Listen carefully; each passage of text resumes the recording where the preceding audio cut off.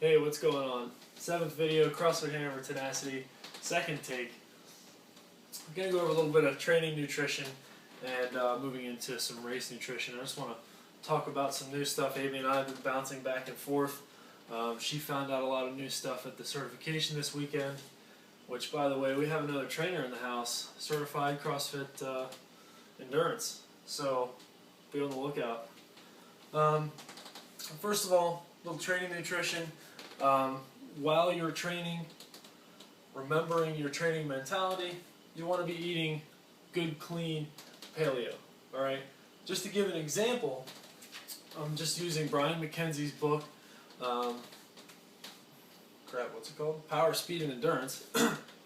And he says, eat this, just a basic outline: grass-fed meat, free-range chicken, wild-caught fish, seasonal and local organic vegetables, seasonal local organic fruits, seeds, and nuts, and also tubers, sweet potatoes. Brings me to this point: sweet potatoes and plantains, or dense carbohydrates, natural organic carbohydrates should be your source of complex carbohydrates or dense carbohydrates.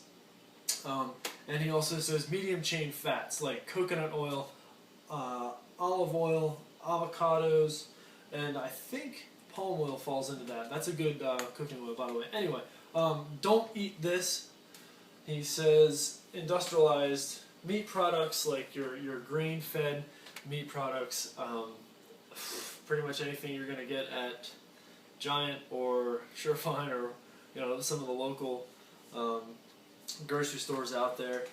Processed, refined, or genetically modified products, so anything that comes with a box, like pasta.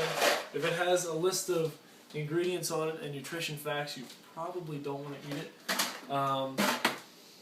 And anything like those non-organic fruits, most of the time they're going to be like really big and shiny and they look great, but they just don't have the nutrient load that normal organic fruits will.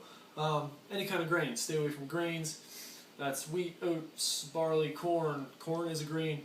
Rice and rye, and they're like, I think 4 or 5 other grains. Stay away from dairy. Stay away from legumes, which means beans, soy, any kind of soy products, lentils. Beans do not include green beans.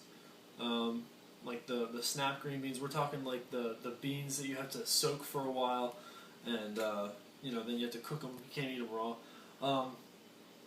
Basically anything you can eat raw, you can have. Anything you can't eat raw or has to go through like a process, like a soaking or a cooking, you want to stay away from. Right? He also says vegetable oils, so canola oils, any other kinds of vegetable oils. You get those big jugs. Stay away from that. Sugar and sugar substitutes, so like the Truvia or the not Splenda. What's that other one? Truvia and stevia. That's an artificial sweetener. All right, it's not doing your body any good, even though it is sweet. So stay away from that. All right, moving on. Like I said, no sugar. Or like he said, no sugar. Stay away from sugar. And what that is going to do, if you're eating a lot of sugar, it's going to affect what your body uses as fuel. So what we want to use as fuel during the race is going to be fat. Alright? Because fat is more efficient. You can put a lot in a smaller area and use it for a longer amount of time. Alright?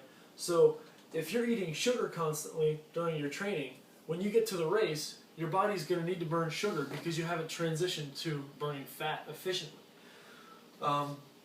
So the training nutrition or the training diet has everything to do with your race. You can't expect to eat, a little, like 80% paleo and still, run out there and crush a race by running on fat. So make sure you're eating nice strict paleo while you're training. Your long workouts, try to transition and experiment with different real foods. Alright? If you're doing a race, what was it? A race 4 hours or more, that's going to be transitioned to your body using fat predominantly over those carbohydrates. That's like the like that barrier, or that wall, where your body's going to really switch over to using predominantly fats. So if you're training with long workouts, try to experiment with real foods. Real foods can be burger patties. Real foods can be bacon. Anything that is high in protein and high in fats and lower in carbohydrates. Because you don't want to teach your body to run on carbohydrates, because that's all it's going to use. The body always takes the easiest way out. Carbohydrates are very easy to burn, digest, and use. Alright, you want it to use that fat, and you're going to have to teach it to. Alright, so experiment with foods while you're on your long runs, because if you're in a long race, if you haven't experimented with anything, you try something new, possibility is you're probably going to be bending over, throwing up halfway through. You don't want that. Moving into the race, like I said before, set up fat use or fat burning during your training. Can you see that at the bottom? So set up your fat use during your training.